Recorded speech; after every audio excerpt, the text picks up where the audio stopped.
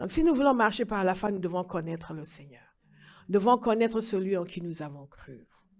La recherche de Dieu, la poursuite de Dieu, la connaissance de Dieu doit devenir une obsession. Dites une obsession. Une obsession. Une obsession.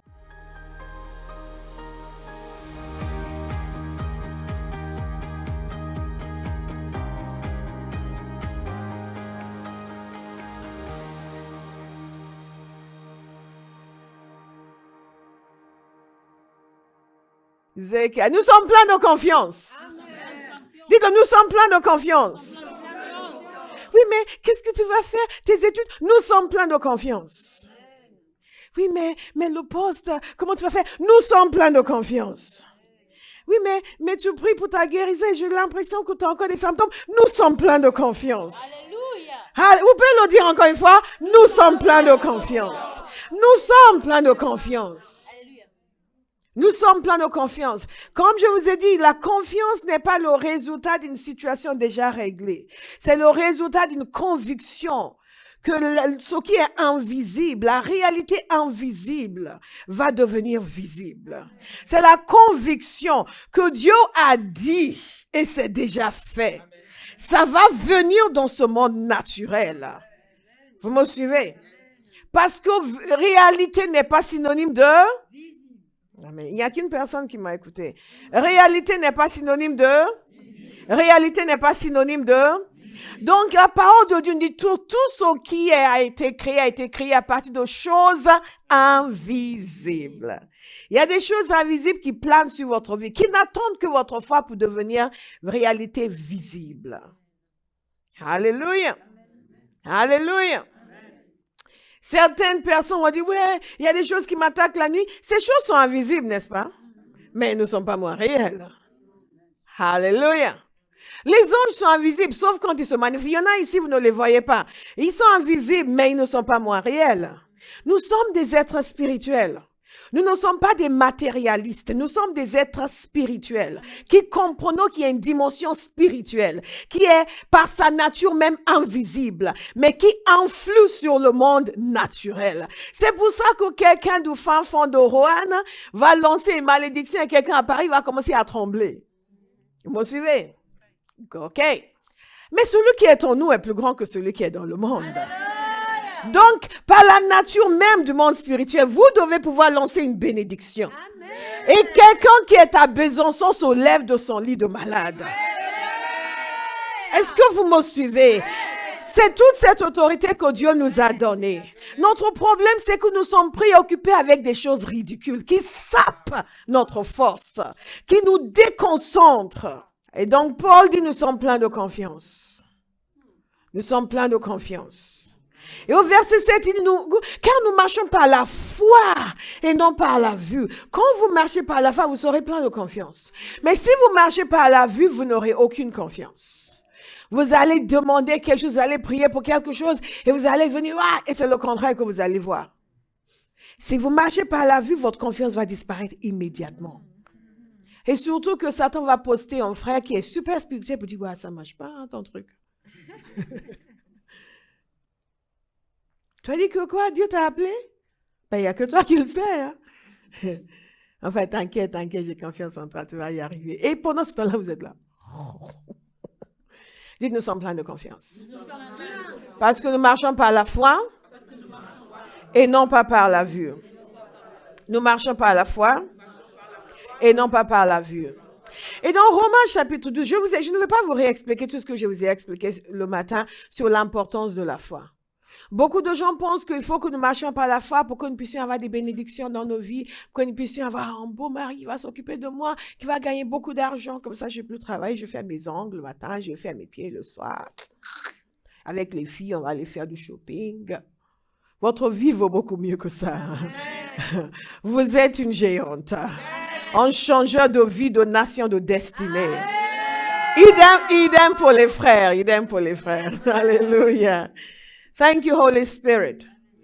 Donc, l'apôtre Paul dit ceci, par la grâce qui m'a été donnée, Romains 12, verset 3, nous avons vu ça ce matin. Je dis à chacun de vous de ne pas avoir une trop haute opinion de lui-même, mais de garder des sentiments modestes, chacun selon la mesure de foi que Dieu lui a donnée. Quand vous lisez la suite de ce passage, je vais maintenant parler de l'exercice des dons.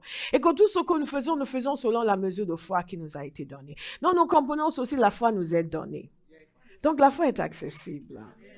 La foi nous est donnée. Non seulement la foi nous est donnée, mais tout ce que nous faisons, nous sommes censés faire selon la mesure de foi que nous avons reçue.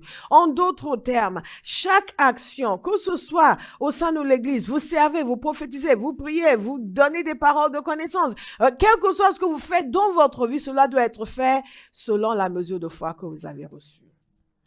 Alléluia. Chaque dimension de notre vie doit fonctionner par la foi. Dites par la foi. Par la foi. Par la foi. Mais ce que beaucoup de gens savent, ce que vous êtes en train de dire, mais considèrent toujours que la foi est un mystère. Et qu'ils vont prier pour dire, oh Seigneur, il faut que tu augmentes ma foi, il faut que tu augmentes ma foi, il faut que tu augmentes ma foi. Il y a des gens qui avaient dit à Jésus, Seigneur, augmente notre foi. Et Jésus a commencé à leur dire que si vous avez la foi comme une graine de moutarde, vous direz à cette montagne, toi de là, et elle vous obéira. Jésus leur a répondu en leur montrant le potentiel de la foi. Le potentiel de la foi. Le potentiel de la foi.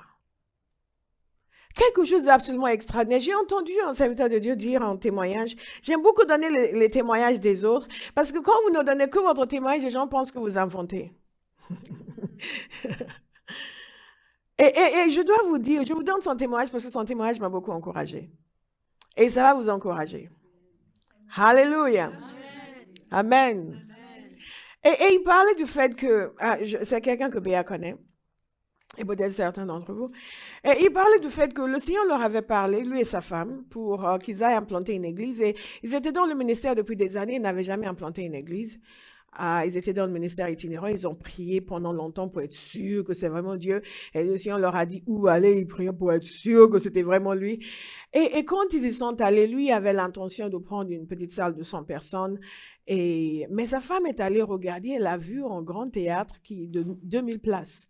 Elle a dit, je pense qu'il faut regarder. Il a dit, mais elle n'est pas sérieuse. Personne ne nous connaît ici. On va arriver là, on va commencer une œuvre. Les gens sont là depuis des années. Elle veut prendre un théâtre de 2000 places. En plus, c'est en vente, c'est même pas la location.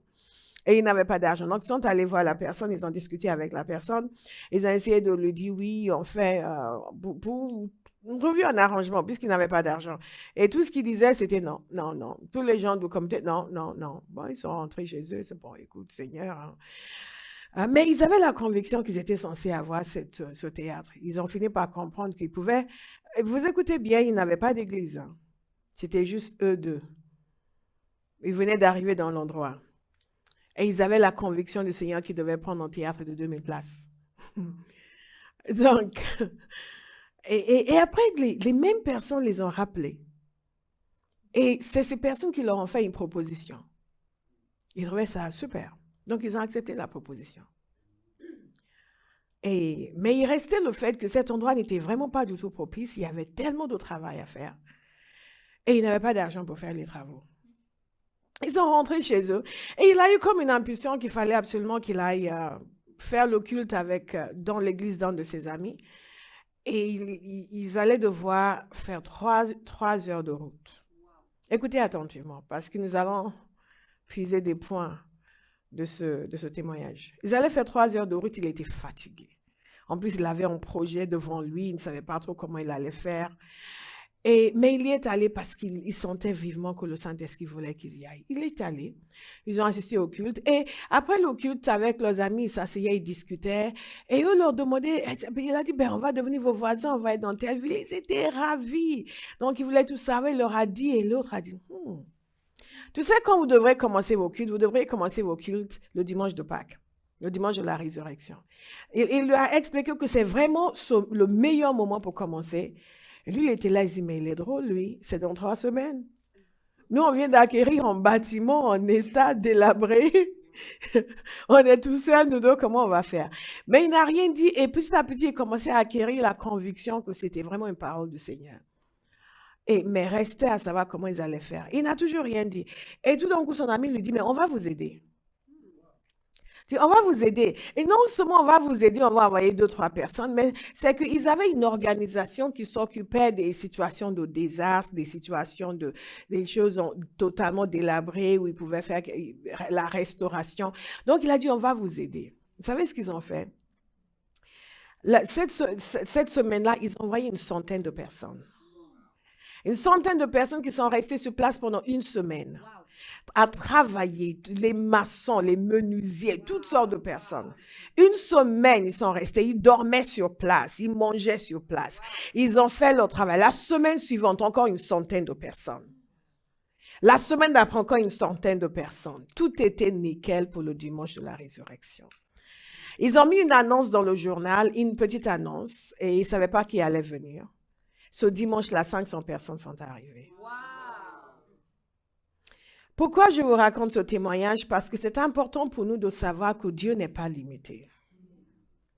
Dieu n'est pas limité. Il faut que nous enlevions les limites que nous nous sommes imposées. Il faut enlever les limites. Dites à quelqu'un, enlève les limites. Enlève les limites. Enlève les limites. Il faut enlever les limites que nous nous sommes imposées. Parfois, lorsque vous dites aux gens, on va faire ci, ils sont là. Ils sourient, mais à l'intérieur, c'est, et quoi encore? Qui a déjà fait ça? Il y a toujours une première fois. Il y a toujours. Au cas où vous pensez que c'est une zone où il y a les églises sont grandes, non. Il y a des églises qui sont là depuis des années, certains sont là depuis 200 ans qui n'avaient pas 50 membres. Mais quand vous obéissez au Seigneur, il faut déjà un pas de foi pour dire, il n'y a que ma femme et moi, on n'a aucune congrégation, on n'a jamais été pasteur, on va acheter un théâtre de 2000 places, on n'a même pas d'argent. Est-ce que vous m'écoutez? Quand vous faites confiance à Dieu, il ne va pas vous abandonner. Quelles que soient les circonstances de votre vie, si vous décidez que vous allez marcher par la foi. Et ce qu'il faut noter, et ça c'est le premier point que nous allons voir, c'est que Dieu leur a parlé. Ils ne se sont pas levés d'un jour pour dire, ah tiens, mais telle église, ils ont fait ça, nous aussi on va faire ça. Ah, j'ai un ami qui a fait ça dans le ministère, nous aussi on va faire, pourquoi pas, Dieu va nous aider. Et c'est la raison pour laquelle la foi de beaucoup de personnes ne fonctionne pas. Parce que c'est comme ça qu'ils prennent des décisions. Ils prennent des décisions sur la base de ce que quelqu'un d'autre a fait. Ils prennent des décisions sur la base de ce que Dieu a dit à quelqu'un d'autre. Ils prennent des décisions sur la base de ce qui va donner une certaine image d'eux-mêmes. Ce qui va faire en sorte que les gens vont voir, ils vont voir que nous aussi. Si vous avez ce genre de réflexion, vous êtes non seulement charnel, mais le désastre vous attend. Parce que Dieu n'est pas tenu de payer ce qu'il n'a pas commandé. Et le Seigneur, pour bien vous corriger, pour bien vous domestiquer, il va vous laisser, il va vous laisser chuter dans le, je ne voulais pas dire, comment? Il vous laissera. Et parfois, vous voyez des gens qui ils se disent, ouais, mais je comprends, regarde ce qui m'est arrivé. Et tout de suite, vous voyez pourquoi ça leur est arrivé. Ça s'appelle de la présomption. Et nous fonctionnons, quels sont les secrets de cette foi victorieuse et conquérante? La première chose, bien aimée, c'est la révélation de la parole de Dieu. Nous sommes faits par Dieu. Nous sommes faits pour Dieu. Nous existons par sa volonté et pour sa volonté. Avant même que vous ne veniez sur terre, Dieu a déjà défini les paramètres de votre existence. Croyez-moi, il n'est pas en train d'inventer. Il est créatif, mais il ne joue pas avec votre vie. Il n'est pas en train de dire, tiens, on va façonner ça. Ah, ça marche pas, on va façonner ça. Ah, ça marche pas, on va façonner ça. Avant même que vous ne veniez sur terre, il savait qui vous allez être, ce que vous allez être, tout ce que vous allez devenir. Si vous n'êtes pas un étranger pour lui. Il vous connaît totalement, parfaitement, et il a prévu des choses de façon très claire. Donc, si la première chose, si on veut avoir une foi victorieuse, c'est que ce que nous croyons, c'est ce que Dieu a dit. Nous ne sommes pas autorisés à lui demander ce qu'il n'a pas proposé. Vous ne pouvez pas convaincre Dieu d'agir contre sa volonté. Impossible. Vous ne pouvez pas sortir de sa volonté et dire, mais Seigneur, bénis quand même, tu es bon, tu es miséricordieux. Non, n'oubliez pas, Dieu est miséricordieux, Dieu est aussi juste. Alléluia. Vous me suivez? C'est là une des plus grosses erreurs que les chrétiens font au niveau de la foi et qui font que les gens trébuchent en continu et après ils sont découragés. Parce qu'ils vont libérer leur foi pour quelque chose qui est contraire à la volonté de Dieu. Oui, mais Dieu est bon, je prie. Cette prière-là n'aura aucune réponse. Comprenez ceci, Dieu n'est pas un imbécile. Il n'est pas manipulable. Il n'est pas gérable. Vous me suivez? Aucun humain ne peut l'encourager, le contraindre à faire ce... Non. Parfois, nous avons l'impression que Dieu est notre sugar daddy. Vous connaissez les sugar daddy? Oui. La petite avec un petit souris, elle va manipuler un homme d'un certain âge qui a vécu sa vie, toute petite, toute frêle. Mais écoute, Pierre, il va dire, ok, bébé.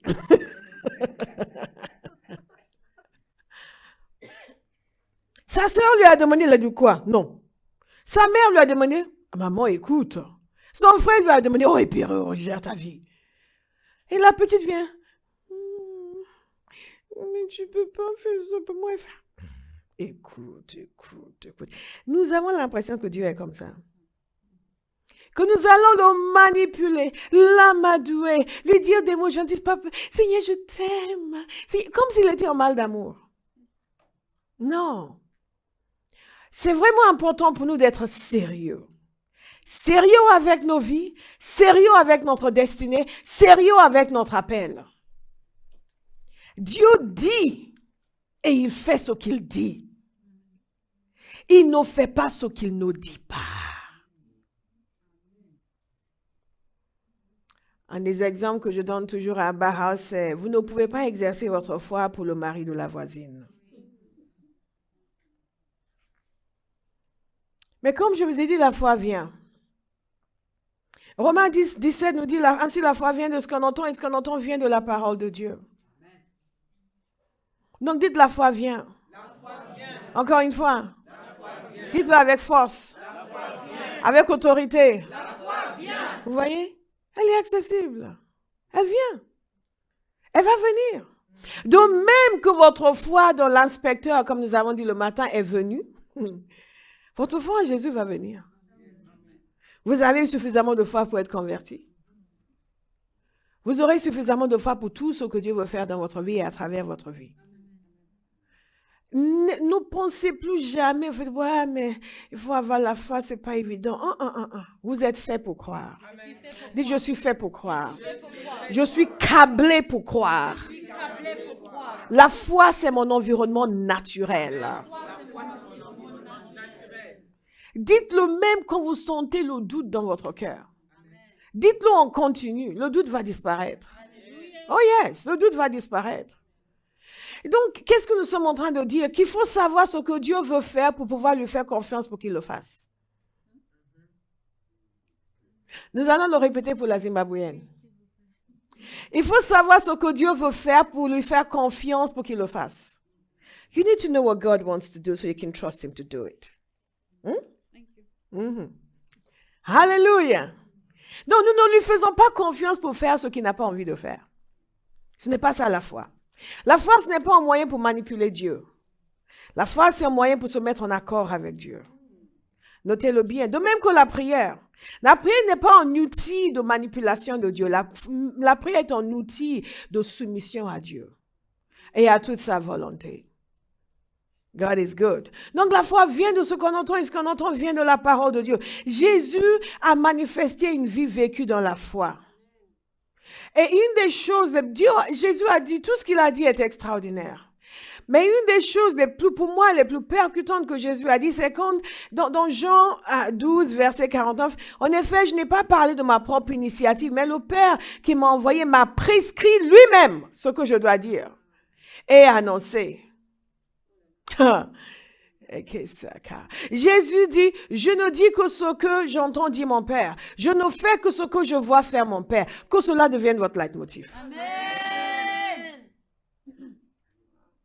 Donc, il pouvait agir sur la terre avec assurance parce que tout ce qu'il faisait était basé sur la parole exprimée de son Père. Nous pouvons avoir l'assurance. Nous pouvons avoir la foi. Dès lors, nous nous mettons en accord avec ce que Dieu a dit, ce que Dieu a promis. Regardez avec moi dans Matthieu chapitre 14. Je veux que vous ouvrez dans vos Bibles, s'il vous plaît, parce qu'il y a quelque chose de très important que nous allons voir dans ce passage. Ce passage nous révèle le potentiel de la foi et les écueils de la foi. Parce que parfois, nous pensons que les choses ne sont pas faisables parce qu'elles ne sont pas faisables. Non, les choses qui ne sont pas faisables ne le sont pas parce que nous ne croyons pas qu'elles sont faisables. Pas parce qu'elles ne sont pas faisables, mais parce que nous ne croyons pas qu'elles sont faisables. Vous êtes dans Matthieu? Vous êtes dans Matthieu 14? Au verset 24, il nous dit ceci. La barque se trouvait déjà au milieu du lac, battue par les vagues, car le vent était contraire. Ça, c'est comme la vie de beaucoup de personnes. Le vent est contraire. Il y a les vagues, l'agitation, les problèmes, les tourments, les accusations, les persécutions, des problèmes, toutes sortes de choses.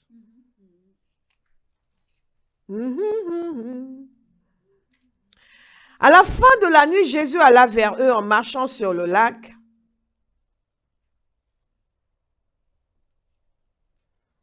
Quand les disciples le virent marcher sur le lac, ils furent affolés. Et Jésus leur dit aussitôt, rassurez-vous, c'est moi, n'ayez pas peur. Nous avons parlé de la peur et de la foi, n'est-ce pas? N'ayez pas peur. Pierre lui répondit, Seigneur, si c'est toi, ordonne-moi d'aller vers toi sur l'eau. On se dit, mais d'où il a tiré cette idée? Comment ça lui est même venu en tête? Moi, je suis persuadée que le Saint-Esprit l'a aidé à y penser, pour nous donner un exemple de foi. Un exemple extraordinaire, pour que nous comprenions comment fonctionne la foi. Vous voyez, nous avons parlé du fait que c'est le chaos, ensuite nous appliquons notre foi. C'est ce que nous voyons ici, la barque se trouvait au milieu, battue par les vagues, le vent était contraire. La prochaine fois que vous êtes dans une situation où le vent est contraire, ne vous plaignez pas. Ne faites pas comme si quelque chose d'étonnant vous arrivait. Nous sommes dans un monde déchu. Le vent est contraire. Le vent est, mais nous sommes appelés à agir, même quand le vent est contraire. Alléluia. Et je sens qu'il y a quelqu'un qui est en train de suivre. Dit c'est elle, de la Zimbabwéenne. Donc Pierre a cette excellente idée pour demander à Jésus, le vent est contraire, la barque est battue par les vagues et Jésus marche sur l'eau. Et Pierre, dans ce moment, ce n'est pas au moment où le vent est tranquille, où la mer est plate, non. C'est au milieu de toute cette agitation. Il a une idée. Seigneur, si c'est toi, dis-moi de venir. Et c'est comme beaucoup d'entre nous. Nous avons une inspiration du Saint-Esprit. Il nous dit, yes, avec Dieu, nous ferons des exploits, car c'est lui, ce qui écrase l'ennemi méchantant et crions la victoire. Nous allons gagner Paris et nous allons gagner Paris. Come on now, peuple de Dieu, levez-vous. Oh! Et vous allez à Châtelet pour évangéliser, et la police vient vous arrêter. Oui, mais on nous a annoncé, bonjour, vous faites quoi? On nous a annoncé qu'il y a des intégristes ici. Vous dérangez les voisins, vous dérangez le quartier, les magasins, tout le monde se plaint. Écoutez, madame, on va devoir vous inviter à vous mettre des menottes. Vous partez par là, elle va vous mettre la main sur la tête, il vous pousse devant. On a vu ça dans les films, n'est-ce pas? Et vous êtes là, non, c'est pas possible, mais le Saint-Esprit nous a dit de venir, mais je ne veux plus jamais évangéliser, plus jamais évangéliser de ma vie. Alléluia. Mais ce n'est pas votre témoignage. Amen. Donc, qu'est-ce qui se passe? Regardez attentivement ce qui se passe. Nous avons une grande leçon à apprendre. Jésus lui dit, viens. Viens. Pierre sortit de la barque et marcha sur l'eau pour aller vers Jésus. Je veux que vous le disiez avec moi. Pierre sortit de la barque et marcha sur l'eau. Dites-le encore. Pierre sortit de la barque et marcha sur l'eau. Est-ce que vous avez compris? Vous avez compris? Il a marché sur l'eau. Il a vraiment marché sur l'eau. Parce que nous oublions qu'il a marché sur l'eau. Nous en parlons comme si il est sorti de la barque, il a commencé à couler. Non. Il a marché sur l'eau. Il a marché sur l'eau. Donc, il a entendu la voix de Jésus. Dit de révélation. De la parole de Dieu. Il a entendu la voix de Jésus. Et sur cette parole, il a marché sur l'eau. C'est tout ce qu'il nous faut pour faire des exploits. La parole de Dieu que nous croyons. Maintenant, le problème, c'est que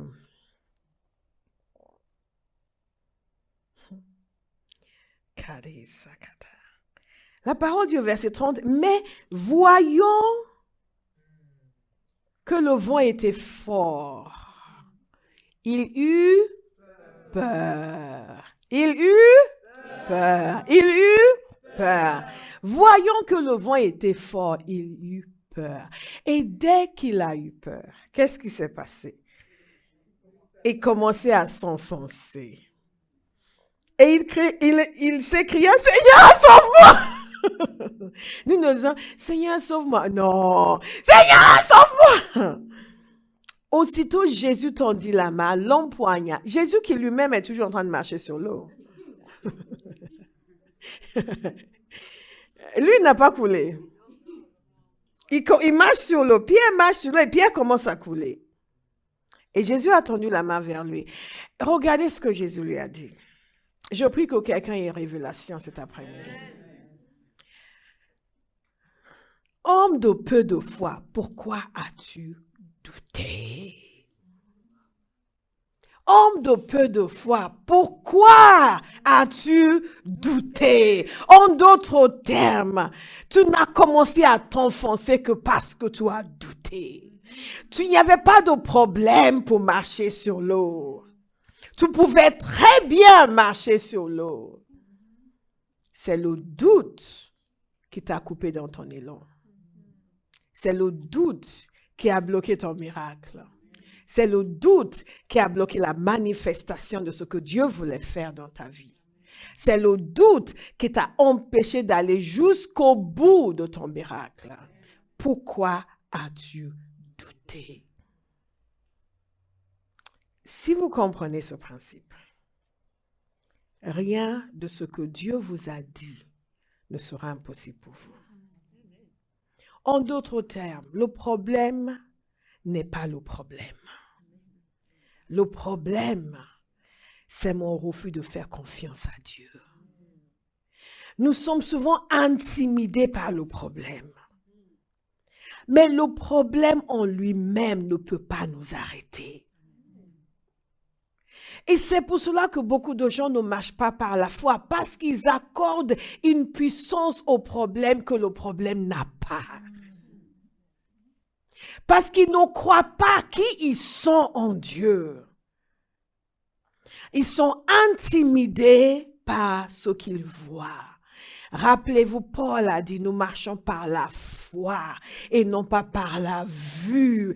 Et Pierre, au début, il marchait par la foi. Après, il a commencé à marcher par la vue. Et le résultat, il s'est enfoncé.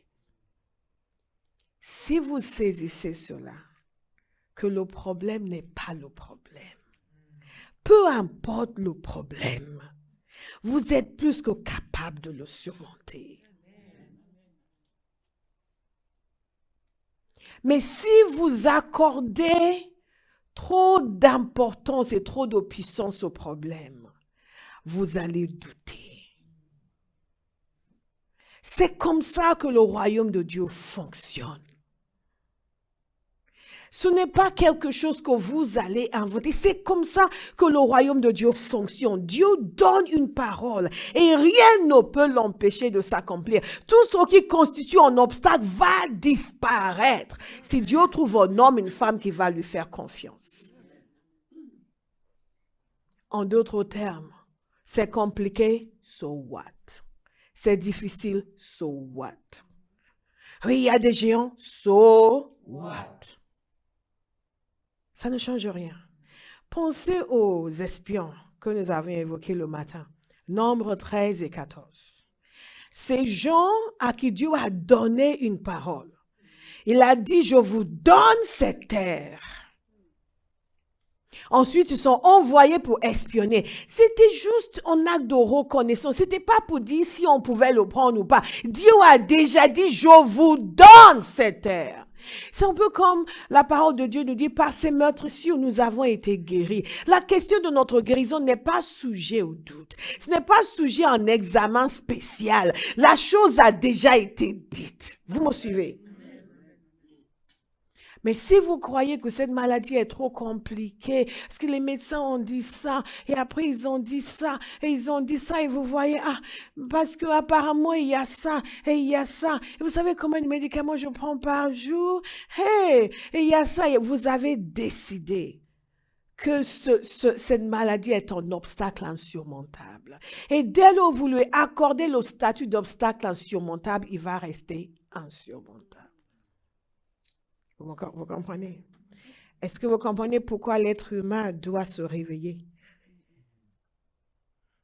Pour dire, ce que Dieu a fait de moi est un être à travers qui il amène à l'existence ce qui n'existe pas. Il change les circonstances parce que je lui fais confiance. Il me fait faire des choses qui autrement seraient impossibles. Je dis toujours, impossible n'est pas chrétien. Ça n'existe pas. Dès lors où Dieu le dit, c'est possible. Mais la parole de Dieu nous dit, qui lui a donné conseil? Quand il a créé le monde, vous étiez là pour lui dire, c'est difficile, c'est très difficile. Hey, Saint-Esprit, tu planes comme ça, mais c'est pas évident de créer le monde. Certains d'entre nous, si on avait été là, on lui aurait dit ça.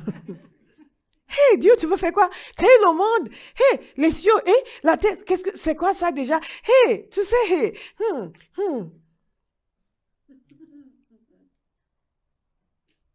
Dites à quelqu'un, fais confiance à Dieu. Donc, la révélation de sa parole. Nous ne sommes pas autorisés à croire ce que Dieu n'a pas dit. Et Jésus lui a dit clairement pour que aujourd'hui à Abbas, nous n'ayons pas le moindre doute sur ce qui a fait couler Pierre. Il a dit, pourquoi as-tu douté? Pourquoi as-tu douté? Quelqu'un va dire, je ne vais plus douter. Je ne vais plus douter. Notez ceci. Si vous êtes affecté par l'apparence des choses, vous n'allez pas marcher par la foi. La terre était chaos et vide. Quand vous êtes malade, c'est le chaos et le vide. Qu'est-ce que vous faites? Vous dites, toute la souffrance, toute la maladie, comment c'est difficile, c'est compliqué, tous les médicaments qu'ils vous ont donnés, tout ce qui a été dit sur vous. Non, vous faites ce que Dieu a fait. Qu'est-ce que Dieu a fait? Il a dit quoi? La terre est infâme et vide. Il a dit que la lumière soit. Dites à quelqu'un, cesse d'être impressionné par les circonstances. Maintenant, sois impressionné par Dieu. Alléluia. C'est pour cela que Zorobabel pouvait dire, qui es-tu aux montagnes devant Zorobabel? Tu deviendras une plaine. En d'autres termes, tu ne peux pas te mesurer contre moi parce que je suis né de Dieu. Tu ne peux pas te mesurer contre mon Dieu. Who are you? Quelqu'un doit avoir ce que les Américains appellent an attitude. You got an attitude. How dare you? Excuse me?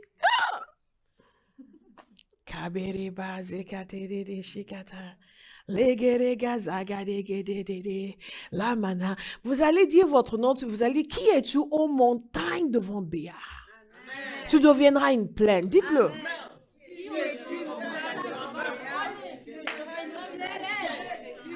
Encore une fois, dites-le avec assurance.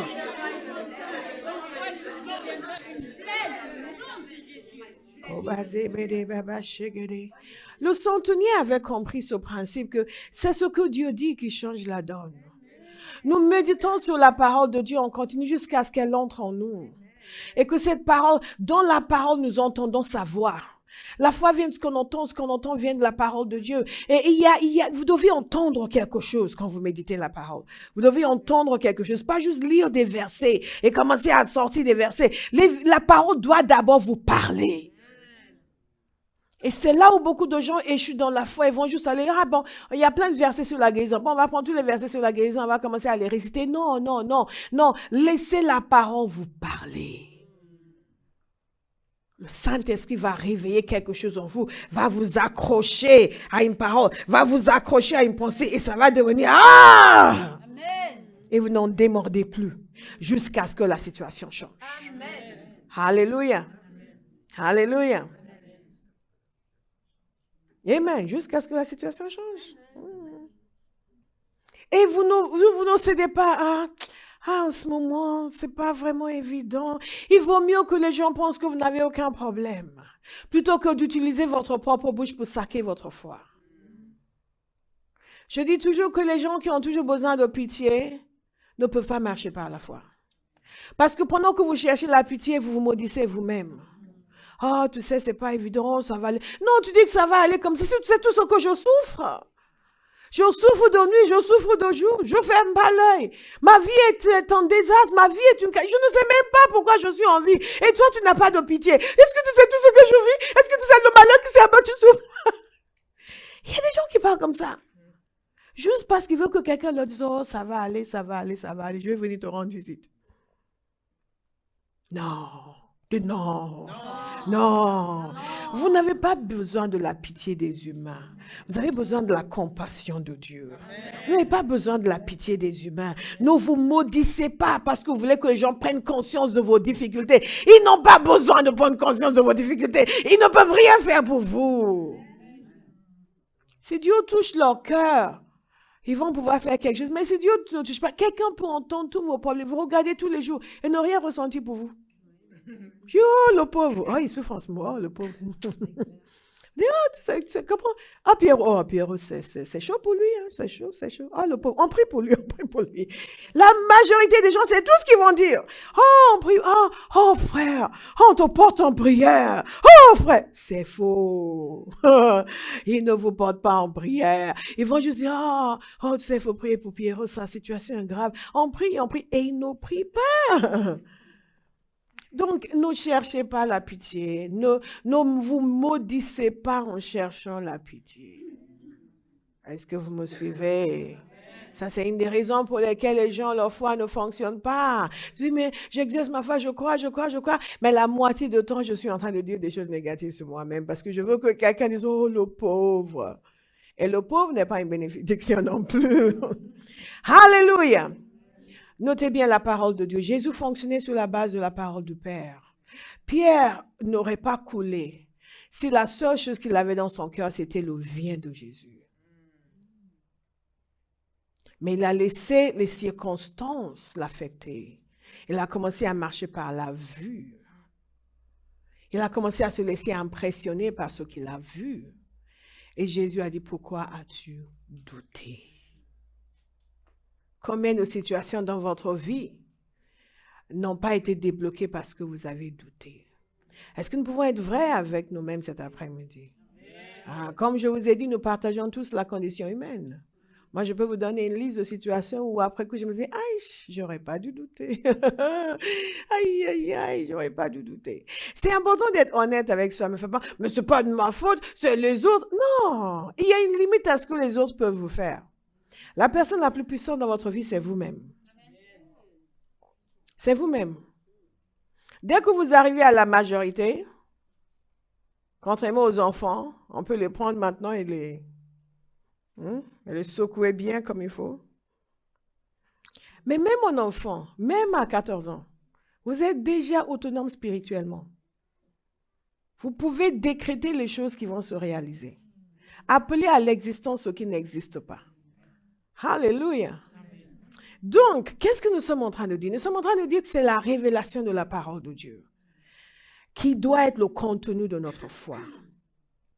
Et quand on parle de révélation de la parole de Dieu, on ne parle pas simplement d'accumuler des versets. Je viens de vous l'expliquer. La parole doit vous parler. Et ce qui veut dire que ce n'est pas juste on côtoie vaguement et rapidement. On bosse la parole. On s'installe dans la parole. On se met à l'écoute du Seigneur. Et quand je parle de l'écoute du Seigneur, c'est pendant que vous méditez et dans la prière. Quand vous allez prier, ce n'est pas « Seigneur, il faut que tu fasses ceci ». Non, d'abord, Seigneur, qu'est-ce que tu me dis? Prenez le temps jusqu'à ce que le Saint-Esprit dépose quelque chose dans votre cœur.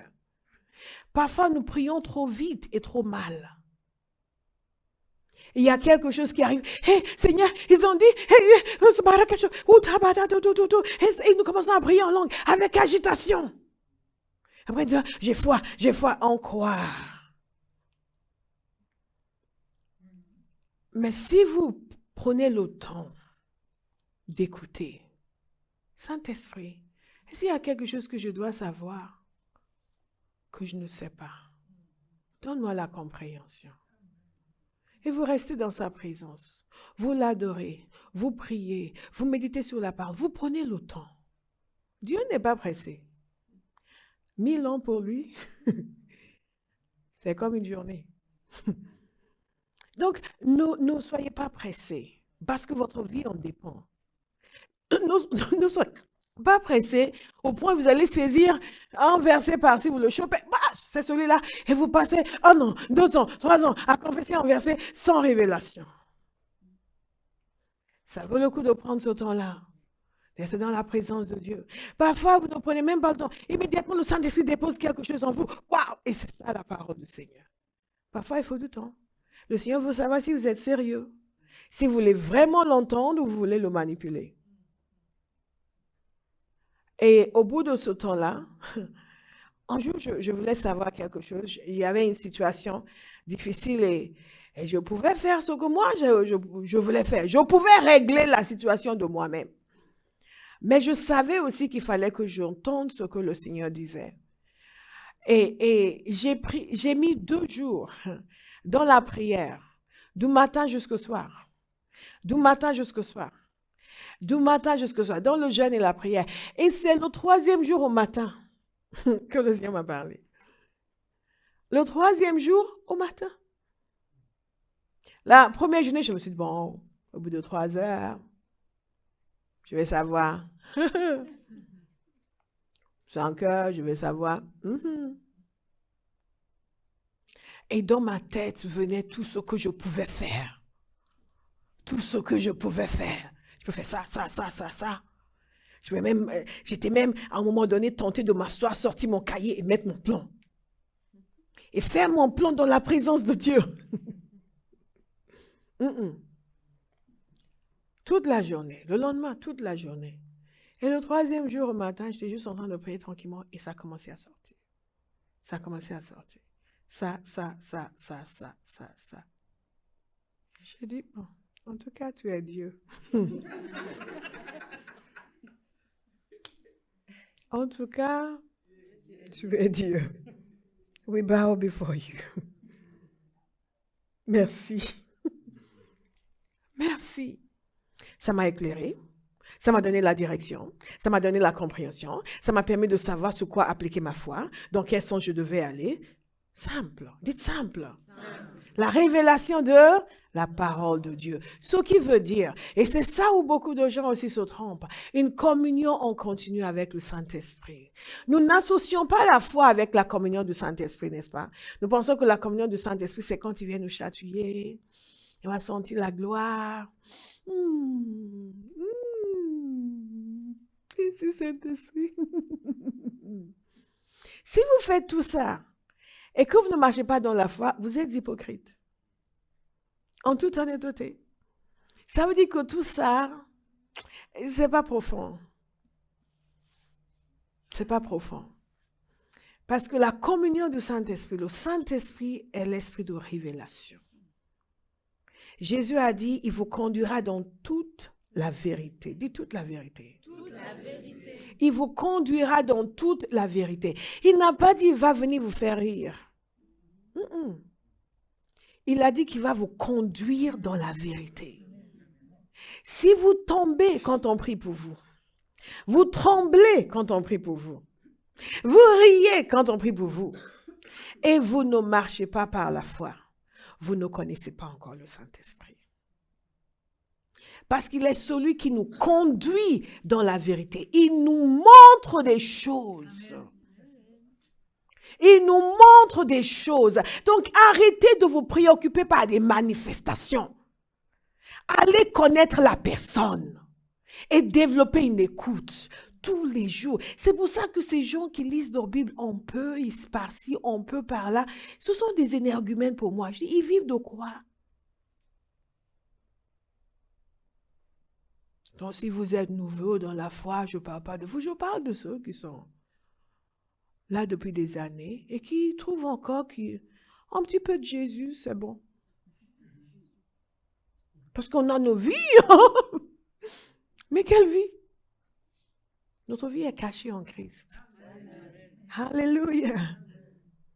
Cette communion qu'on continue avec le Saint-Esprit. Le même Dieu qui dit, je verrai sur vous, je vous protégerai. Et le même Dieu qui va vous dire à l'intérieur, ne va pas là-bas.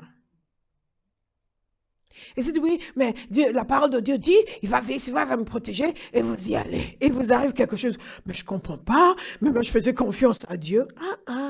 Parce que le Saint-Esprit ce jour-là t'a indiqué que ça, ce n'était pas un endroit où aller. La parole du Seigneur doit conduire nos vies chaque jour. La communion du Saint-Esprit nous amène à être sensibles. Je parlais le matin du fait qu'il y a des choses qui nous affaiblissent. Vous êtes là, vous êtes en train de parler avec Béa, je l'utilise comme exemple parce qu'elle ne fait pas ça. Vous êtes en train de parler avec Béa et Béa se lance dans des commérages pas possibles sur pasteur. Ah oui, mais bon, tu sais, on est à Bauhaus, hein, mais ce n'est pas parce qu'on est stupide. Hein. C'est Dieu qui nous a amenés ici. Parce que même pasteur, tu sais, bon, on aime pasteur. Mais et se lance dans des commérages, il raconte des choses. Et vous êtes là, Non, secret, on aime pasteur. Et vous continuez. Et le Saint-Esprit à l'intérieur de vous vous dit, stop. Ça, c'est la parole de Dieu.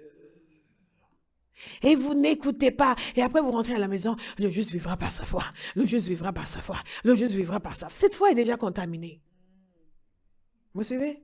Cette foi est déjà contaminée.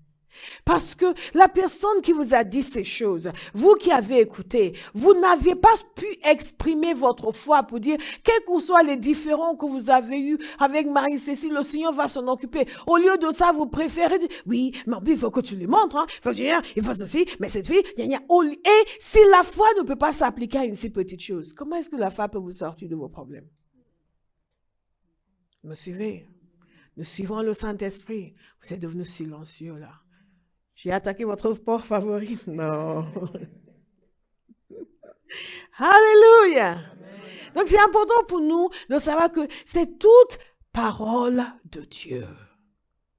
Toute parole de Dieu. Ouh, le temps passe très vite. Je vous ai dit que je vous donnerai des points et que chacun de ces points va servir à un séminaire. Mais ce point-ci est absolument capital. La révélation de la parole de Dieu, de la volonté de Dieu. Ça vaut le coup de prendre le temps pour écouter, pour prier, pour avoir la certitude. Le deuxième point que je vous donne, mais je vais accélérer là-dessus, c'est vous devez connaître Dieu. Un des secrets, des grands secrets d'une foi victorieuse, c'est la connaissance de Dieu. Pourquoi? Parce que votre foi n'est pas dans la foi. J'ai foi en la foi. Non, vous avez foi en une personne, n'est-ce pas? Vous avez foi en une personne. Et la mesure de la connaissance de cette personne, c'est la mesure de la foi que vous aurez. Quand vous connaissez le Seigneur, et il vous dit qu'il va faire quelque chose, vous n'en démordrez pas. Vous n'avez pas besoin de faire des efforts. Oui, je ne marcherai pas par la foi, non, Jésus. Non, je ne doute pas, j'ai la foi. Non, c'est quelque chose de naturel. Parce que vous savez qui a dit. Pourquoi Jésus, tout en étant homme sur la terre, n'a eu aucun mal à croire ce que disait le Père? Parce qu'il le connaissait. Vous connaissez son caractère. Le degré de votre intimité avec Dieu, c'est le degré de la solidité de votre foi. Parce que vous savez qui a dit. Ce n'est pas seulement que vous savez ce qui a été dit, mais vous savez qui a dit ce qui a été dit. Vous suivez? Vous savez qui a dit ce qui a été dit. Si ce beau jeune homme me disait, je vais te conduire à la maison, je ne vais pas le croire. Si notre Lituanienne me dit, pasteur, je vais vous conduire à la maison, je vais la croire. Les deux ont dit la même chose. Est-ce que le problème, c'est la parole qui a été dite? Non, le problème, c'est la personne qui a dit. Vous me suivez? Il y a quelqu'un que l'on peut croire, il y a quelqu'un que l'on ne peut pas croire. On ne peut pas le croire parce qu'il ne conduit pas. Il n'a pas les capacités pour. Mais elle a les capacités. Donc, parce que je la connais et je connais sa nature, je connais ses capacités, je sais aussi qu'elle n'a pas l'habitude de promettre des choses qu'elle ne fera pas. En général. et aussi qu'elle a la capacité de. Donc, j'ai l'assurance. Ah, pasteur, vous rentrez comment? Eh bien, elle va me conduire. Je ne vais pas dire, merci, va me conduire. Vous me suivez? Mais c'est un gentil garçon. Vous êtes d'accord? Mais j'aurais tort de lui faire confiance. J'aurais tort d'avoir foi en lui. Sur ce coup-là, vous me suivez? Pourquoi? Parce que je sais qu'il n'a pas la capacité de faire ce qu'il a dit. Bien-aimé, Dieu a la capacité de faire ce qu'il dit. Non seulement il a la capacité, mais il a la volonté. En l'hébreu a dit, Seigneur, si tu veux, tu peux me rendre pur. Et Jésus a dit, je veux. Dites à quelqu'un, il veut. Il veut. Il veut. Toute circonstance de ta vie qui est contraire à sa volonté, il veut. Dites, il veut. Il veut. Il veut. Il veut. Habituez-vous à dire cela, même quand la situation n'a pas encore changé. Ne dites pas, Seigneur, je ne comprends pas. Pourquoi je dis, Seigneur, je sais que tu veux que ça disparaisse. Je sais que tu veux que ça me quitte. Je sais que tu veux changer cette situation. Et moi, je me mets en accord avec toi. Alléluia. Nous marchons par la foi et non pas par la vue. Nous sommes solidaires de Christ.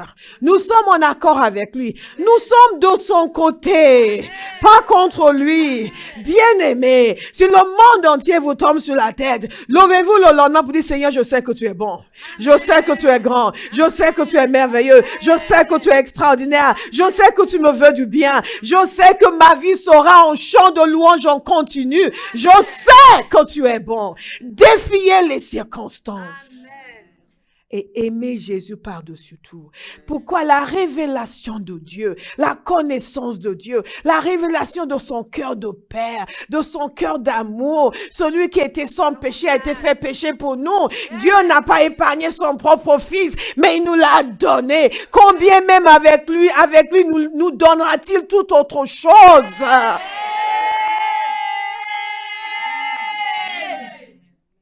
vous laissez plus impressionner par les circonstances. Laissez-vous impressionner par Dieu. Laissez-vous impressionner par Dieu. Quand vous avez l'impression que tout est en train de vous tomber sur la tête, prenez la parole de Dieu. Commencez à déclarer sa grandeur, sa majesté, sa puissance. La révélation de Dieu qui vous habite va sauver votre vie. Amen. Parce que quand il semble que tout est contraire, quelque chose en vous va dire, je connais mon Père, je connais mon Dieu. Père, j'ai confiance en toi. I cannot help but trust you. J'ai confiance en toi. J'ai non seulement en ton caractère, mais en ta capacité. Je dis toujours, la puissance de Dieu et la bonté de Dieu vont de pair. Si Dieu n'était pas puissant, sa bonté ne nous sera d'aucune utilité. Vous avez des amis qui sont bons, mais qui n'ont aucune capacité de vous aider. Donc vous êtes là, on est avec toi, mais ça ne change rien. Votre situation est toujours la même. Mais Dieu est non seulement bon, il est aussi capable d'agir. Mais vous devez en être persuadés. Donc notre combat, c'est le combat de la foi. Votre combat n'est pas, la maladie n'est pas votre problème, c'est la foi. Vous me suivez? Oh, les circonstances adverses, ce n'est pas ça le problème, c'est votre foi. Travaillez d'abord pour bâtir votre foi. Amen. Et connaître celui en qui vous avez cru. Because of who you are, I give you. À cause de ce que tu es. Ce que tu es. Et ça, c'est quelque chose qui n'est pas dans notre équation de foi. Nous voulons exercer la foi. En quoi? En qui? En celui qui est pour nous un étranger. Pour beaucoup de chrétiens, Dieu est un étranger. C'est un inconnu, en une espèce de nébuleuse. Là, quelque part, parfois le Saint-Esprit nous touche. Mais c'est tout. J'aime beaucoup le livre d'Ésaïe. Dans le livre d'Ésaïe, Dieu parle de lui-même. Il y a plusieurs passages dans Ésaïe où Dieu commence à parler de lui-même. Et j'aime beaucoup lire ces passages parce que ça me permet de m'émerveiller encore de sa personne. Je vous encourage, Ésaïe 40, 41, 42, 43, 45, méditez. Passez votre temps juste à lire, à écouter et à laisser le Saint-Esprit vous imprégner de la conscience de sa grandeur. Alléluia. Parce que nous disons celui qui est en nous est plus grand que celui qui est dans le monde, mais ce sont que des phrases. On n'a pas la conscience de celui qui est en nous. On n'a pas cette conscience. C'est ça notre problème.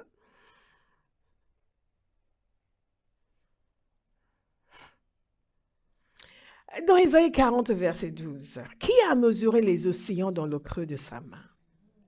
Qui a fixé les dimensions du ciel dans une mesure? Et fait tourner toute la poussière de la terre dans un tiers de mesure. Qui a pesé les montagnes à la balance et les collines à la bascule? Mais méditez là-dessus. Excuse me. Il a pesé les montagnes à la balance, les collines à la bascule. Et je suis en train de dire, Seigneur, pourquoi ma vie est comme ça? Come on. D'éternité en éternité, tu es Dieu. Cette absence de contemplation de Dieu est une des raisons pour lesquelles notre foi est si faible. La foi n'est pas dans un vide. La foi est dans une personne. Une personne qui n'est pas un étranger pour moi. Quelqu'un que je côtoie chaque jour, que je connais, devant qui je suis en admiration chaque jour. Pas parce que je suis venu demander, mais juste parce qu'il se révèle, et il se révèle, et il se révèle. Et vous êtes là, et après une situation se produit. Vous n'allez même pas penser défaite. Vous n'allez même pas penser catastrophe. Ça devient une évidence que ce Dieu. Jesus. Dites, révèle-toi, Seigneur. Révèle-toi, Seigneur. Révèle-toi, Seigneur. Je vous ai dit tout à l'heure, qui a été son conseiller? Dans ce passage, verset 12, qui a compris l'Esprit de l'Éternel? Et quel homme a été son conseiller pour l'instruire? Et nous voulons lui dire quoi faire. Oui, Seigneur, tu vois la situation, il faut que tu fasses ci, il faut que tu fasses ça. Arrêtez de faire ça, s'il vous plaît. Quand la situation est grave, venez devant lui, Seigneur, dis-moi quoi faire. Donne-moi ce qui est sur ton cœur et je vais obéir. Je vais obéir. Montre-moi ce que je dois voir. Arrêtez de conseiller le Seigneur. Vous savez, la prière n'est pas la prière parce que nous avons parlé.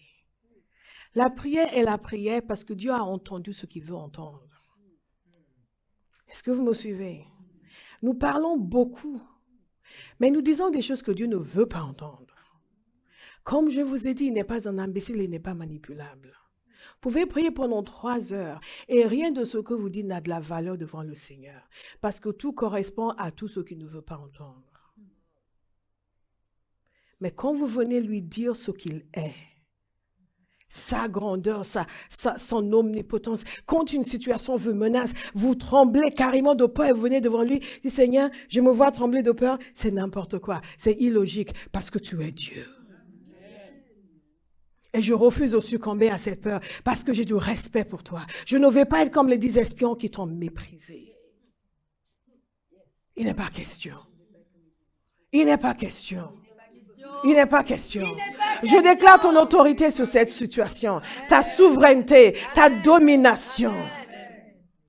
Et j'attends les ordres. J'attends tes instructions afin que mes pensées, mes paroles, mes actes soient conformes à ce que tu veux. Bien-aimés, nous sommes affligés d'une grande maladie, le manque de respect pour le Seigneur. Et cette maladie-là nous empêche de marcher par la foi. Parce que le Dieu qui ne compte pas, qui ne pèse pas lourd devant vous, vous n'allez pas lui faire confiance pour vous aider. Vous allez toujours penser que tout est trop compliqué pour lui. Si vous n'avez pas de révérence pour lui, si vous n'avez pas de respect pour lui, si vous ne vous prosternez pas en sa présence, si vous n'êtes pas impressionné par sa présence, vos circonstances ne seront pas impressionnées. Est-ce que vous me suivez? Il y a une familiarité dans nos églises charismatiques qui est nuisible. Dieu nous a invités dans son intimité, mais il ne nous a pas invités à lui manquer de respect. Vous me suivez? Je vais vous encourager à réévaluer votre relation avec le Seigneur et à voir dans quelle mesure vous le respectez vraiment, dans votre manière de parler. Vous savez, la proximité, l'intimité, ce n'est pas le manque de respect. Et nous manquons beaucoup de respect au Seigneur. Par conséquent, notre foi n'est pas solide. Parce que s'il n'est pas grand à nos yeux, comment est-ce que nous pouvons lui faire confiance? Lord, I stand in awe of you. Oh, I stand in awe of you. Holy God, to whom all praise is due, I stand in awe of you. Et vous le voyez pendant que nous sommes en train d'adorer le Seigneur. Il y a des gens qui sont en train de se gratter. Il y a des gens qui sont assis, qui regardent. Levez-vous, moi, dites Amen. Amen. Ils sont trop cool, ils sont trop classe. Ils sont trop bien habillés. Amen. Gloire à Dieu. Oh, la selle est agitée. Amen. Il y a des gens qui pensent ça. Amen. Alléluia. Gloire. Gloire. Gloire. Notre adoration est plus remplie de nous-mêmes que de Dieu. Bien-aimés, la vision que vous avez de Dieu. A.W. Tozer, je l'ai encore cité dans mon dernier livre, Great God, qui va sortir au 1er décembre. Great God, Amen. Grand Dieu. Que ce qui vous vient en tête quand vous pensez à Dieu, c'est la chose la plus importante de votre vie. Nous avons dissocié la foi de la connaissance de Dieu. Donc, les gens essaient d'avoir la foi de façon mécanique et sans courage. Mais, au bout d'un moment, quelque chose ne fonctionne plus. Parce que quand vous marchez par la foi, il y a des situations qui vont changer comme ça. Il y a d'autres situations qui vont sembler vous résister. Et ce qui va vous permettre de tenir, c'est cette conscience que vous avez de la personne de Dieu, l'intimité que vous avez. Et quand vous êtes prêt à lâcher, et vous venez juste l'adorer, et sa présence vous envahit. Vous dites, bon, il ne peut pas m'abandonner. Non seulement parce que vous l'avez vu dans sa parole, mais parce que vous le côtoyez chaque jour. Et c'est une évidence.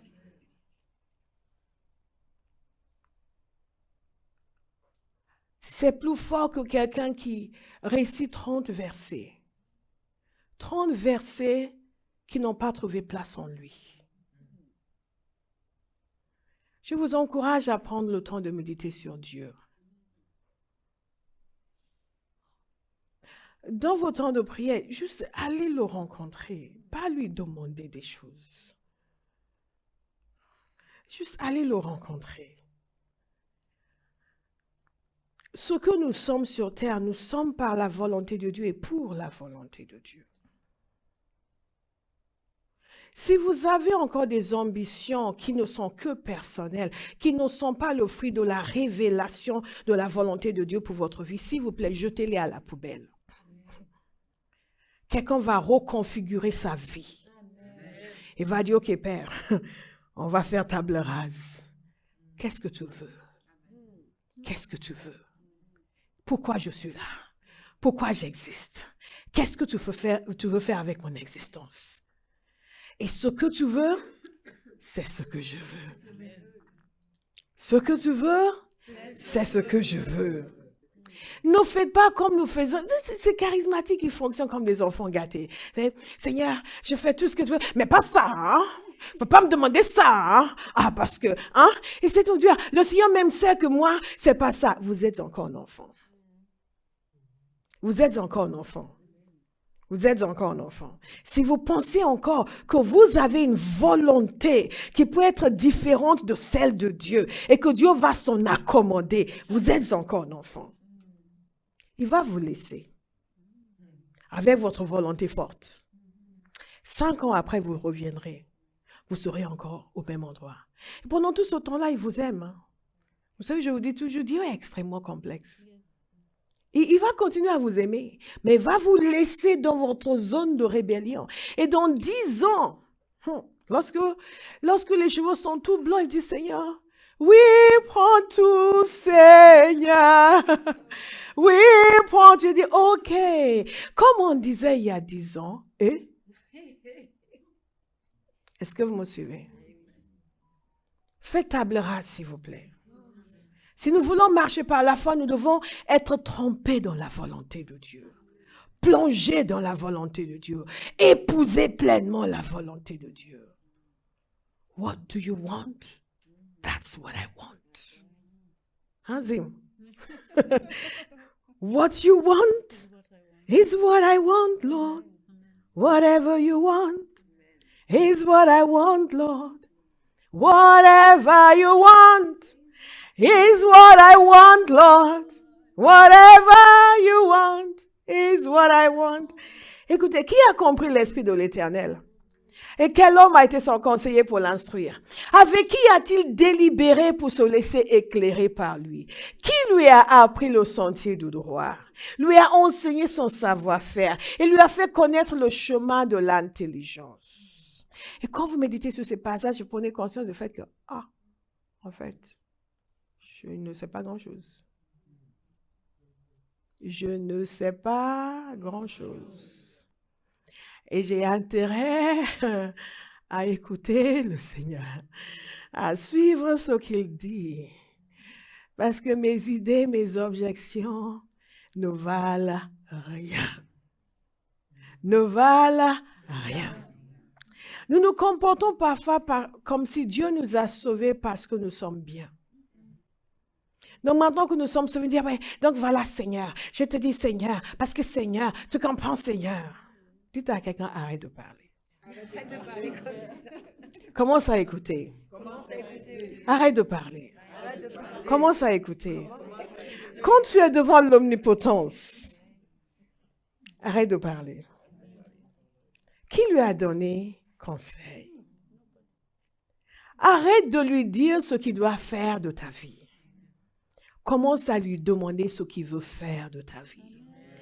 Et quand vous avez sa parole, votre foi devient inébranlable. Inébranlable. Inébranlable. Rappelez-vous ce serviteur de Dieu et cet ami qui, à l'époque, le Seigneur m'avait parlé d'enseigner sur la foi, de vivre par la foi, de travailler ma foi, de bâtir ma foi, d'étudier la foi et d'enseigner sur la foi. Vous vous souvenez de son histoire? Et il voulait que j'enseigne dans l'école biblique qu'il dirigeait. Il m'a dit, quel est le sujet que vraiment tu as, que j'ai dit la foi? Ah, ça ne lui a pas plu. Mais je savais. Je ne l'avais pas inventé. Je ne l'avais pas cherché. Dieu m'en avait parlé. Donc, son opinion sur la chose n'avait pas de valeur. Je n'ai pas enseigné dans son école biblique. Il a peut-être estimé que non, je ne la foi là. Mais le jour où on était ensemble et qu'on était en train de prier, vous vous souvenez de cette histoire? Il venait encore de me répéter le fait qu'il ne fallait pas, parce que les gens qui enseignent sur la foi sont mal vus. Dès qu'on a commencé à prier, il a commencé à prophétiser. Que le Seigneur t'appelle à enseigner sur la foi. Dieu a un sens de l'humour. Vous me suivez? Dieu a un sens de l'humour. Donc dites à quelqu'un, écoute le Seigneur. Arrête de lui parler de autant. Écoute-le. Arrête de le conseiller. Arrête de lui donner ton avis. Écoute sa parole. Alléluia. Parce que quand on écoute, Dieu se révèle.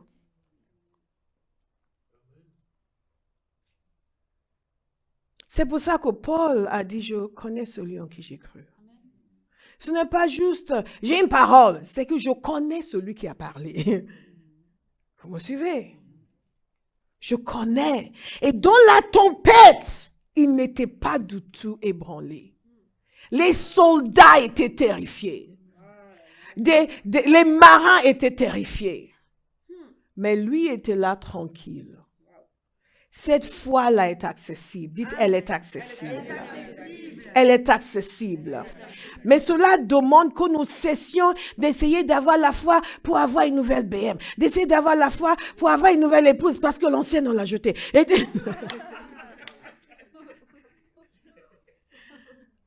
Mais que nous mettions toute notre vie entre les mains de Dieu. Pour marcher par la foi en toutes circonstances et par-dessus tout, que le plan de Dieu pour notre existence nous soit révélé et que nous appliquions notre foi à ce que tout ce que Dieu veut puisse devenir réalité. Ce qui n'exclut pas la BM, mais ce n'est pas l'objectif. L'objectif, c'est la volonté de Dieu. Que ton règne vienne, que ta volonté soit faite, sur la terre comme dans le ciel. Nous devons devenir des hommes et des femmes de foi pour que sa volonté soit faite, pour que son règne vienne, pour que tout ce que Dieu veut accomplir dans notre génération puisse être accompli, pour qu'il trouve des hommes qui peuvent se lever pour dire nous allons le faire et qui ne vont pas capituler quand l'ennemi va se lever.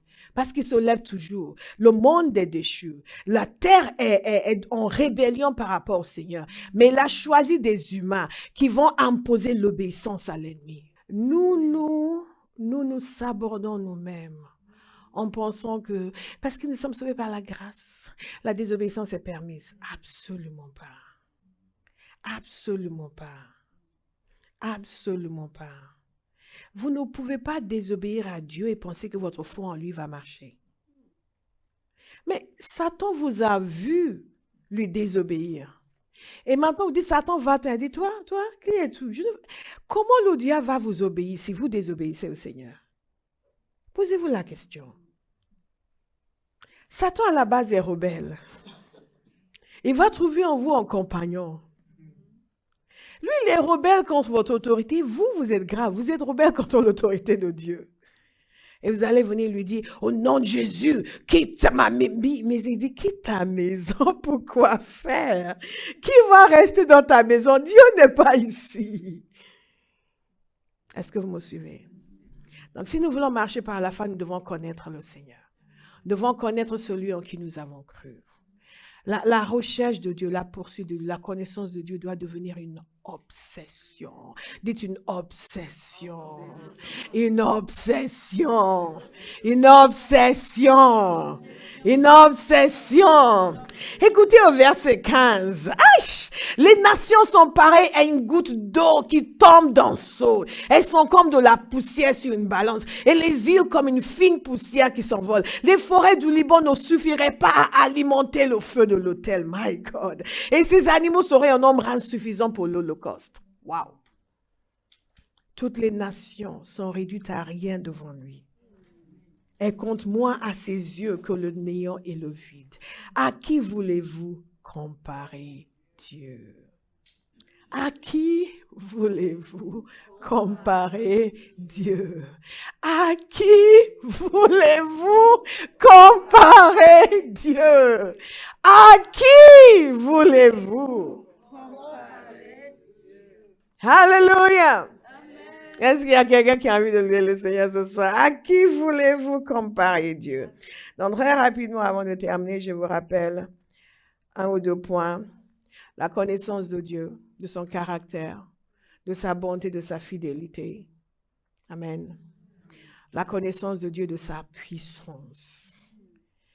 Seigneur, si tu peux, a dit le père du garçon qui était démoniaque. Jésus a dit, si tu peux. Tout est possible à celui qui croit. This is wonderful. Il y a un autre point qui est important dans la marche de la foi. C'est votre caractère. Vous devez connaître votre caractère. Et le changer si besoin. Il y a toujours besoin. Thank you, Lord. Parce que notre caractère joue pour beaucoup dans notre capacité à marcher par la foi. Rappelez-vous, quand Dieu a parlé de Caleb et de Josué, il a exprimé son approbation de leur caractère, n'est-ce pas? Et quand il a parlé des autres, il a exprimé sa désapprobation. Je vous pose toujours la question, qu'est-ce que Dieu pense de toi? Est-ce que tu sais ce que Dieu pense de toi? En général, quand vous posez la question, je me dis, Dieu m'aime. Non, ce n'est pas ça. Qu'est-ce qu'il pense de toi? De ton caractère? De ta manière de fonctionner. Je ne demande pas si tu aimes. Dieu aime même les gens qui sont perdus. Dieu aime tout le monde. Dieu aime tout le monde.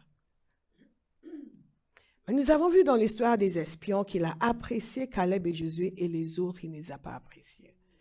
Et les gens qui sont désobéissants et irrespectueux ne peuvent pas marcher par la foi. Vis-à-vis du Seigneur, je veux dire. Il y a des gens qui sont négatifs.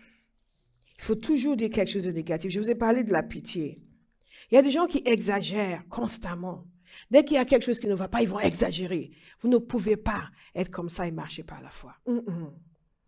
Oui, mais il y a un problème. Ouais, mais là, moi je me suis dit, c'est la catastrophe. Je dis, mais c'est pas possible. On a vu un truc, je dis, moi. Et quelqu'un d'autre dit, oh, il y a eu un petit problème. Et vous dites, oh, mais c'est la catastrophe, mais c'est pas possible. Mais comment de telles choses se produisent? Je me dis, mon Dieu! Quelqu'un dit, je libère ma foi. Quand vous exagérez le mal, vous ne pouvez pas marcher par la foi. Quand vous êtes négatif, vous ne pouvez pas marcher par la foi. Quand vous rejetez l'encouragement, vous ne pouvez pas marcher par la foi. Par exemple, quand les espions avaient découragé le peuple et Caleb a voulu les calmer pour les dire non, mais nous pouvons nous emparer du pays, allons-y, on peut le faire. Ils ont crié encore plus fort. Ils ont rejeté son encouragement.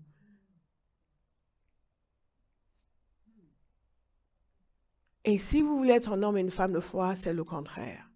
Vous devez être prêt à accepter l'encouragement. Prêt à minimiser les problèmes. Et à maximiser votre Dieu. Oui, mais apparemment, il y a eu un gros problème. Oui, il y a eu un problème, mais Dieu est capable. Oui, apparemment, c'est la catastrophe. Non, il y a eu un souci, mais Dieu est capable.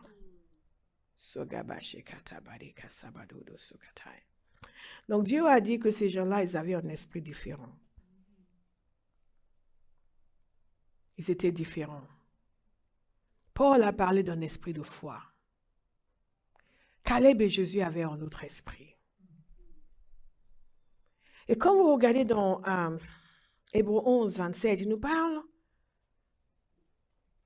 de ceux qui étaient comme voyant Jésus. Pour marcher par la foi, nous devons connaître Dieu. Nous devons connaître son caractère, sa personne, sa puissance. Vivre sa parole.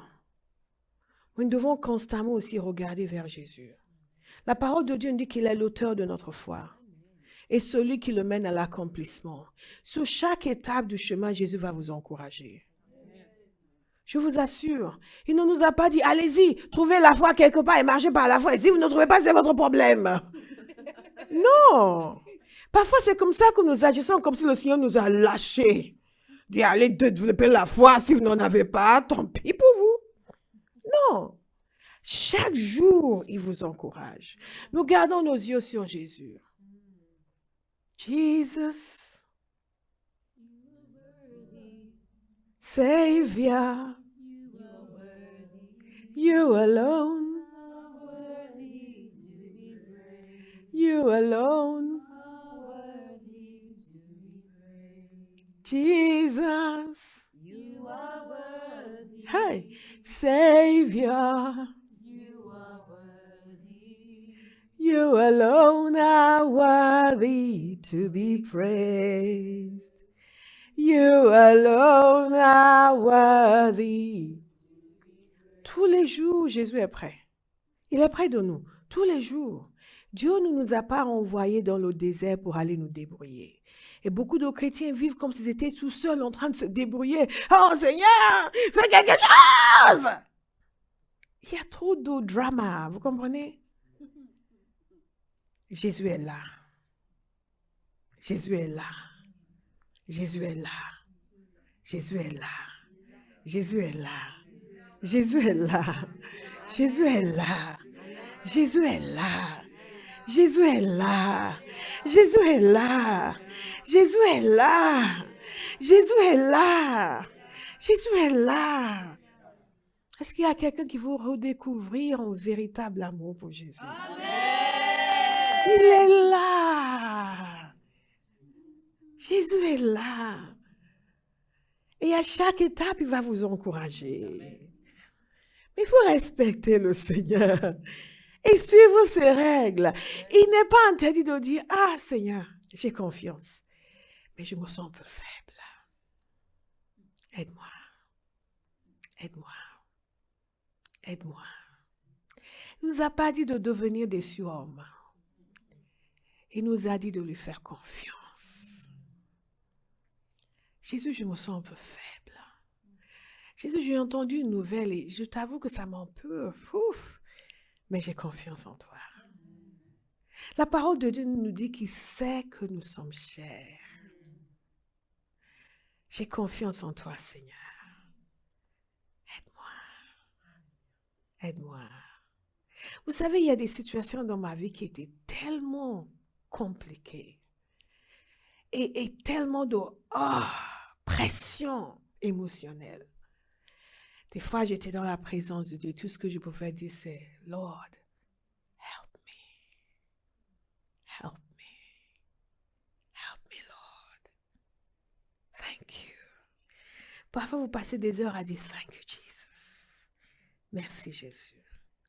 Merci, Jésus. On n'a pas besoin de trop parler. Nous parlons trop et nous disons n'importe quoi. Dieu sait tout. Vous êtes là avec les Pères, merci. Merci pour ton amour. Merci pour cette grâce de pouvoir venir à toi. Merci Jésus. Vous pouvez faire merci Jésus pendant 1 heure. Merci Jésus pendant 2 heures. Et au fur et à mesure que vous êtes là, merci. Merci Seigneur. Merci.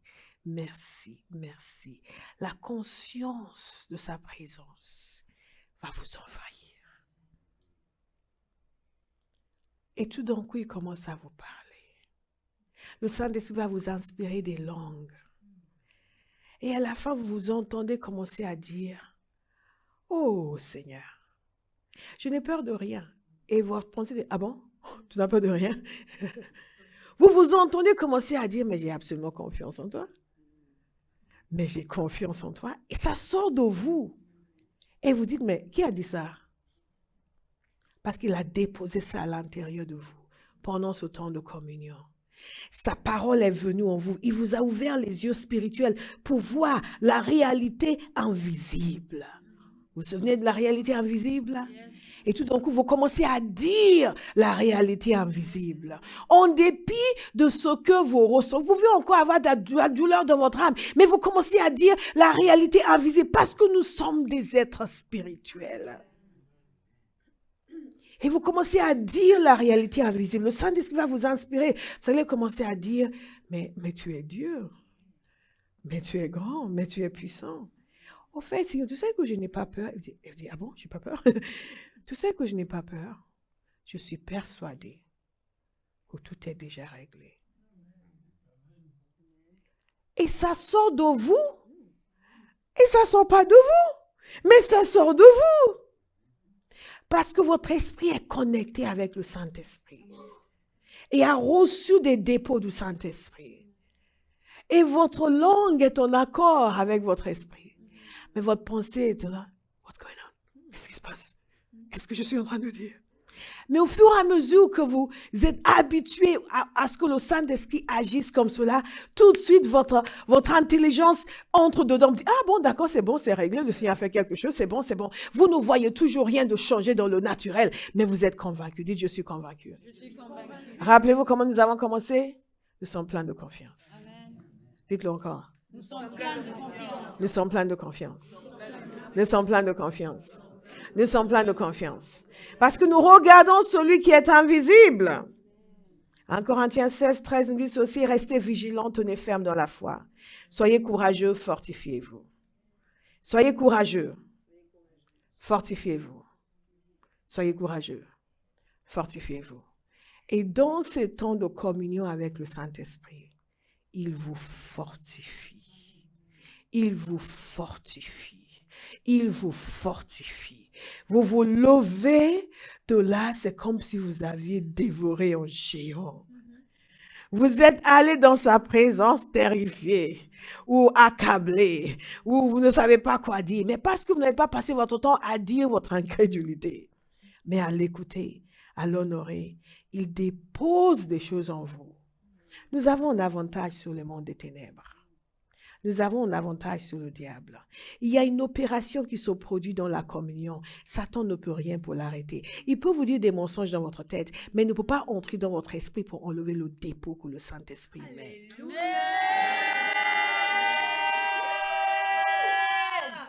Est-ce que vous me suivez? Mais il faut le laisser le faire. Il faut lui permettre de le faire. Ne lui répétez pas ce que Satan vous dit.